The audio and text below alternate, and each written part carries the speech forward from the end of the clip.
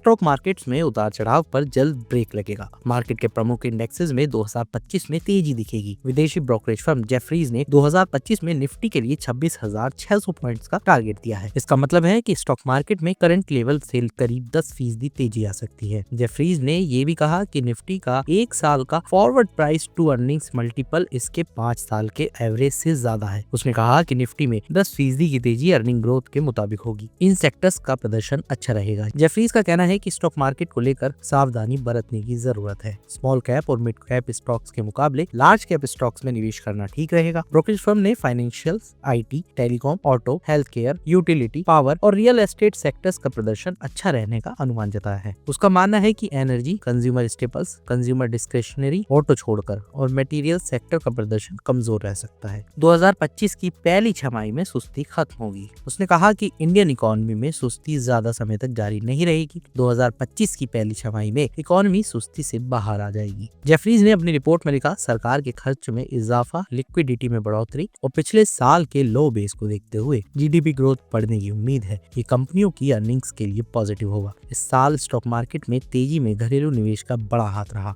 IPO आने से नए स्टॉक्स की सप्लाई भी अच्छी रही। निवेश के लिए सुझाए ये स्टॉक्स। जेफरीज ने निवेश के लिए कुछ स्टॉक्स भी सुझाए हैं। जेफरीज ने जो 9 स्टॉक्स सुझाए हैं उनमें सबसे ज्यादा रिटर्न की गुंजाइश कोल इंडिया में दिख रही है, जिसमें करीब 43% रिटर्न मिल सकता है। जेफरीज के टॉप पिक के हिसाब से कोल इंडिया से 43%, एक्सिस बैंक से 33%, गोदरेज प्रॉपर्टी से 32%, टीवीएस मोटर से 32%, जेएसडब्ल्यू एनर्जी से 30%, एसबीआई से 22%, भारती एयरटेल से 18%, सन फार्मा से 18% और आईसीआईसीआई बैंक से 17% रिटर्न मिल सकता है। मंदी को लेकर क्या है अनुमान? अब भारत में आर्थिक मंदी की बात करें तो जेफरीज इसे लेकर परेशान नहीं है और इसका कहना है कि मंदी हल्की ही है। ये 2025 की पहली छमाही तक खत्म हो जाएगी। सरकारी खर्च में बढ़ोतरी, लिक्विडिटी में सुधार और लो बेस इफेक्ट जैसे फैक्टर्स से जीडीपी में तेजी दिख सकती है और कॉर्पोरेट अर्निंग्स को राहत मिलेगी।